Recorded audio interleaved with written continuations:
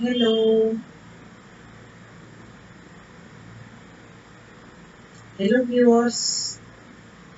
Hope you all are fine. So I, Dr. Sudha, welcome you all to my video. That is, and today we will discuss about the immunity and types of immunity, in which particularly we will discuss on what is active immunity and what is passive immunity. Okay, so first we will discuss about what is immunity, and after that we will know about what is active and what is passive immunity. Okay, so I expect that all of you have heard the word immunity during the COVID-19 pandemic period, isn't it? So you all have well acquainted with this word. So now we will just find its technical meaning. What is this? Okay. So before going to the discussion, I would like to clarify something here, that this is a small attempt for you, the students, to get all the contents of your AECC1 Environment Study and Disaster Management compulsory paper for all the first semester BA, B.Sc, BCom students. So I have already uploaded all the your contents in my channel, that is Environ World for Students by Dr. Sudha, and I have made different playlists for ODI medium and English medium students. So those who want to appear your examination in ODI medium, you watch my ODI medium playlist, and those who want to appear the exam in English medium, you may follow my English medium playlist. So for English medium students, I have already completed all the 4 units, means all the third units, and today will be our number 9 class of unit 4, and after another 4-5 class your entire syllabus will be completed. And for ODI medium, I have completed 2 units, and another 2 units are there that will be finished within very few days. Okay, so before going to the discussion, I would like to request you all, those who have watched my channel earlier and those who are new to my channel today, so please subscribe the channel and share among your friends, so that all can be benefited, because after few months your university examination will be there. Okay, so your university examination will be there, and you have to appear for 80 marks of examination, and before to that you have to appear your internal examination. And so here I would like to request you to watch my channel, so that you will get also some important 1 mark question. Okay, and some important long questions also. Okay, I have uploaded there. You will also get previous year question paper from this channel, so just subscribe the channel. Okay, so now let us discuss the about this today's content, that is immunity, active versus passive immunity. Okay, so now let us see. If you will watch the video from first to last, then you will be able to know the definition of immunity. Okay, then okay, immunity definition, then the components of immune system, means inside our body you know that we have one immune system, and what are these components. Okay, and then your immunity, and then your how many or how our immunity develops. Then we will discuss about types of immunity, and particularly on active and passive immunity. Okay, so then what is artificial immunity, what is natural immunity, everything we will discuss in this video. Okay, so please watch from first to last, so that your concept will be clear. So now let us see what is immunity. So immunity is nothing but the resistance acquired by a host, okay, towards injury caused by microorganisms and their products. So who is a host? I told you here a word, that host. Host means who provides support for the growth of the virus. Okay, means here host may be a human being, means ourself is one host. Okay, so inside our body, how the immunity will be developed. Okay, so that our body will get resistivity power. Okay, towards injury caused by microorganisms, because you know several types of diseases are only occurring due to viruses, microbes, then bacteria, isn't it? So COVID-19 itself is one virus. So if your immune system will not be strong, then there is every chance of attack by COVID-19. For that, in that COVID pandemic period, doctors advise to boost our immunity power by different taking different juices of different leaves like Osimum sanctum, that is your tulsi leaf, isn't it? Then your to drink the juice of your gingers, okay, bay leaves, like that. So you can also boost your immunity by some artificial ways. So how we will boost our immunity, that we will discuss later on. So now you know that the immunity is resistant acquired by a host towards injury. Okay, and that injury is basically caused by microorganisms and their products. Then another way we can define the immunity, that protection against the infectious diseases. Okay, is only one of the consequences of the immune response, and which entirely is concerned with the reaction of the body against any foreign antigen. So foreign antigen means inside our body antibody is there, isn't it? So that substance coming from the outside, that is new to our body or new to our internal system, is one antigen. So if your immune system will be strong, then there will be great fight between antigen and antibody. Okay, so if your antibody is strong, then antigen will be defeated, and if your immunity power is weak, then antigen will defeat your antibody and it will enter to your home, means your body, and it will create disease. This is the concept of this immunity, what actually happens inside your body. Okay, so now see here, this is the picture that inside your body, who are responsible for increasing your immune system. Okay, so you see here that one is lymphocyte, then your phagocytes, then auxiliary cells, these are inside our body. Okay, so you must have heard beta cells, T cells. Okay, then your large granule lymphocytes, then mononuclear phagocytes, then neutrophil. Okay, eosinophil, then basophil. Okay, so these are the components of our immune system. So antibody is nothing but your beta cells. The beta cells inside our body function as the antibodies. Okay, and the main role of antibody is to fight against the antigens. Who is the antigen here?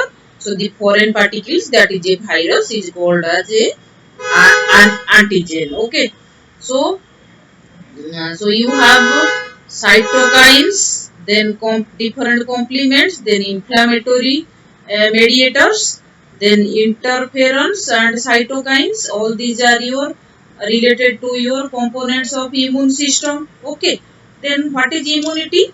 So state or quality of being immune is your immunity system. Then resistance exhibited by the host against any foreign antigen and towards injury caused by microorganisms and their products. Okay, so immunity can be defined as the ability of a multicellular organism's body to protect itself from foreign agents and infectious agents by being able to destroy them to prevent further body infections.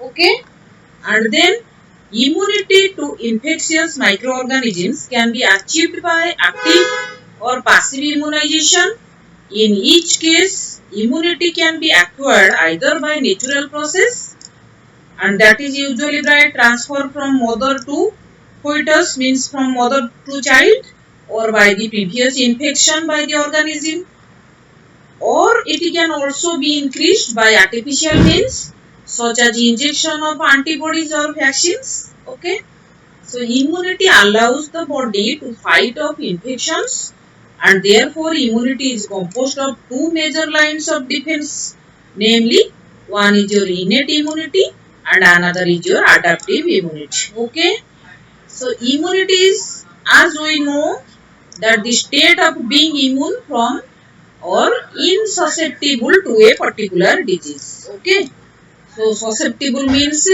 there is every risk to be affected by the disease, and insusceptible is its opposite, means your immunity power will be strong, and you, although there will be virus in front of you, but you are insusceptible, means you will not be affected by that virus. Okay, so